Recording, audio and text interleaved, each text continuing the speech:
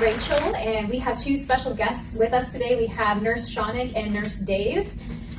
They're here to talk to us about peptic ulcer disease. And Shaunik, can you just give us a little background of where you work and what you do? Yeah, hi, again, my name is Shaunik. I have been a nurse for about 5 years now, and I work at OHSU in the GI department, gastroenterology, and it's been pretty fun.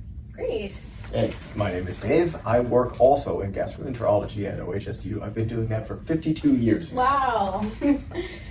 So we've got ourselves a vet here. We've got ourselves somebody who has some good experience. So you guys are great resources for us today.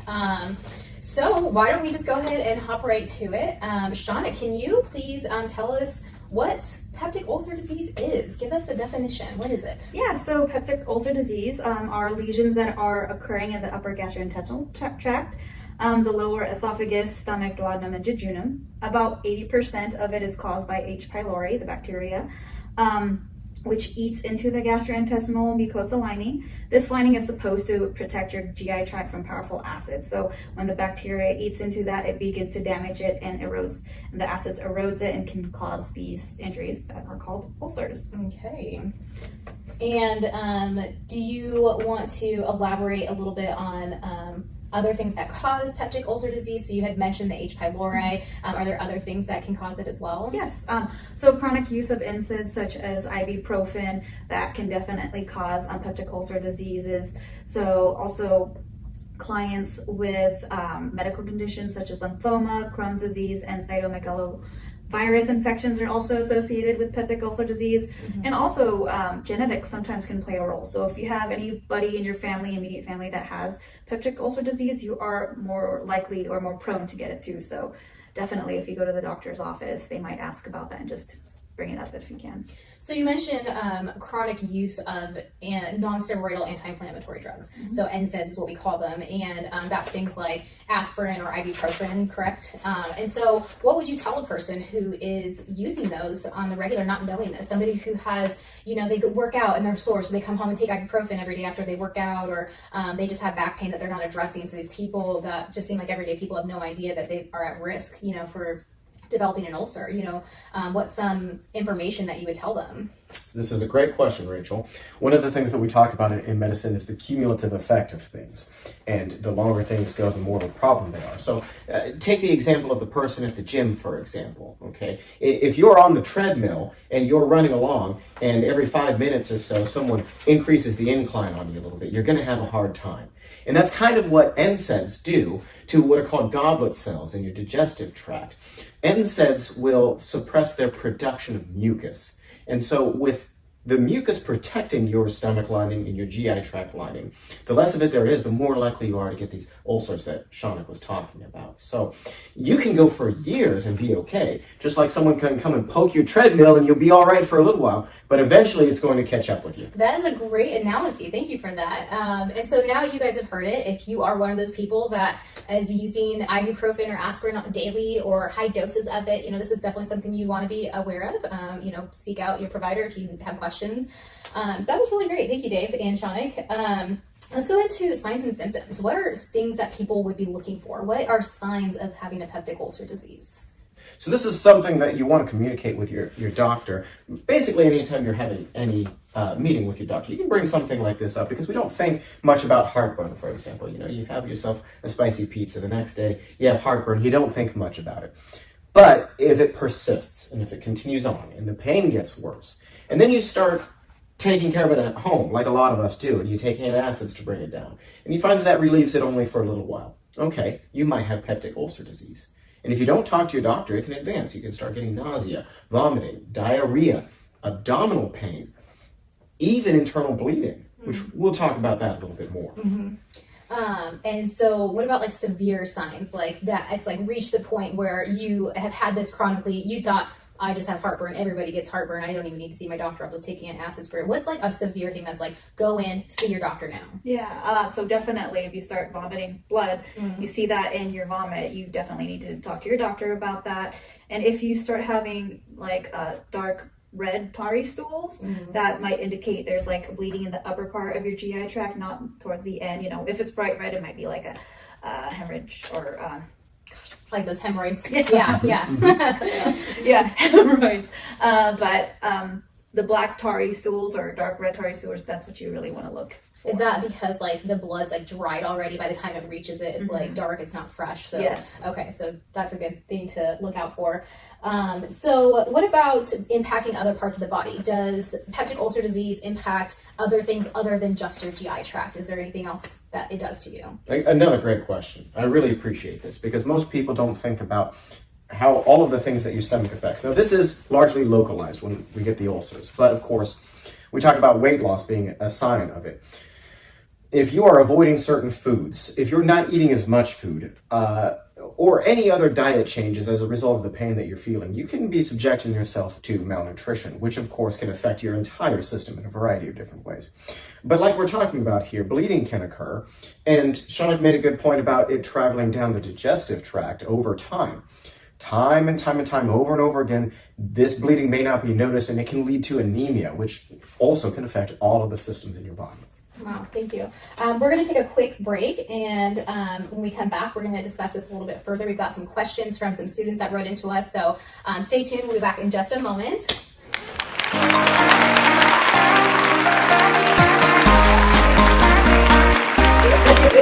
All right, welcome back. Thank you guys.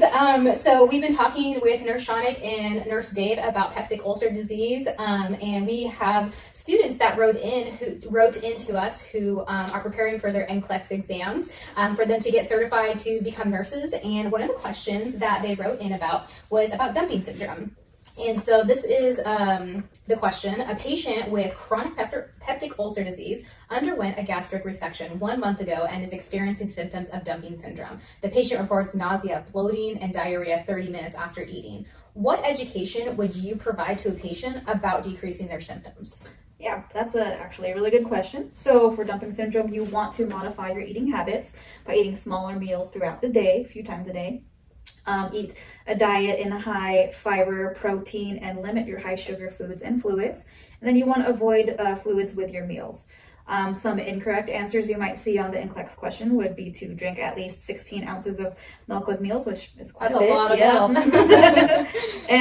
And another incorrect answer would be to eat 3 large meals a day. You see, most people think about breakfast, lunch, and dinner, and that's where they eat most of their foods, but you want to avoid that with this dumping syndrome. So can you just elaborate a little bit about what dumping syndrome is? This is obviously something that pertains to peptic ulcer disease, and something that they're studying for the NCLEX. Can you just elaborate a little bit on what that is? Yeah. So dumping syndrome is a side effect of that surgery that we talked about. Like geriatric surgeries. Right. If you have a resection, your GI system will be smaller. It'll be shorter. You won't have the same capacity to carry as much food. That's why the large meals are a problem. When you have too much, what they call motility through your digestive tract, you've got malabsorption, you've got problems with diarrhea, you can become dehydrated. So this dumping syndrome is exactly that. When you've basically eaten too much food, or you have irritated your digestive tract, and it's getting rid of everything as a result. So it hasn't had time to absorb the nutrients that you need. It's not sitting in your stomach, it's just running right through you. Exactly. Okay, great. So we have one more question that another student wrote in about. Let me get my papers all situated here. So they asked, darn it. I think I have this here for you, Rachel. Question 2. What are the causes of peptic ulcer formation? So we know what peptic ulcer disease is, but what causes the actual ulceration formation? What would be a good answer? So we kind of talked about it already, about some causes: H. pylori, a bacterial infection in the gut, and long-term use or chronic use of NSAIDs and other medications like aspirin. Another one is also called Zollinger-Ellison syndrome. It's a little bit more rare. So those are some answers or causes. Incorrect answers would be spicy foods. You would think that would be a cause of it, but actually that's more of a risk factor. I hear that a lot. I hear people who talk about avoid spicy food, don't get stressed, and people talk about all those sort of things that happen. Why would that, because that's a little bit confusing to me, why would that not be one of the answers that causes it? Because they're more risk factors, more so. I mean, they will help, they might increase acid production in your stomach, which if you get diagnosed with peptic ulcer disease, you'll talk to your doctor about it, and they'll tell you what foods and stuff to avoid. But these are, again, risk factors, not causing. So when you look at the NCLEX questions, you make sure you want to read what it says, not, causes versus risk factors and all, et cetera, et cetera. Another one, you said stress. So that is a risk factor, not a cause. I see. Thank you. What are some other risk factors that somebody might have, maybe not listed necessarily on the NCLEX, but what are some other risk factors you could see? So I definitely want to emphasize the point that Shanika is making, that we're trying to help you guys through the NCLEX. And so don't confuse what's good advice, avoiding spicy foods and reducing stress, with what you need for the test. Again, for your good advice, you may want to get your pen and paper out because there's a lot of risk factors associated with this. Such risk factors include family history, specifically of duodenal ulcers, stress, alcoholic cirrhosis, excessive caffeine, smoking, pancreatitis, hypothyroidism, and chronic obstructive pulmonary disease. Stress from severe burns, sepsis, central nervous system trauma, and severe hypotension also contribute to the susceptibility of peptic ulcer disease. Well, I'm glad you had your notes, Dave. I come prepared, Rachel. That is quite the mouthful. All right, well, thank you. So we're running out of time here, so I want to just touch base on a couple more things real quick. Since you guys both work in a clinical setting and you see this on the daily, can you just walk me through what an assessment, like a head-to-toe assessment, would look like for a patient coming in who is symptomatic or complaining of GI issues, possibly peptic ulcer disease? Yeah, if you want to start off. I can start us off, absolutely. So when we talk about a head-to-toe assessment, and it's important to think about that head-to-toe circumstance. Not necessarily that I'm going to be checking Rachel's arms to find out how her belly's doing necessarily, but if you start at the head and you start with an interview, that's the information that you need, like we're talking about. What's been going on with their diet? How do they feel after they eat and what they eat? What kind of pain they're feeling, what they've been dealing with. These are the most important things. We can get into an abdominal assessment, which Shanika will talk about in a moment.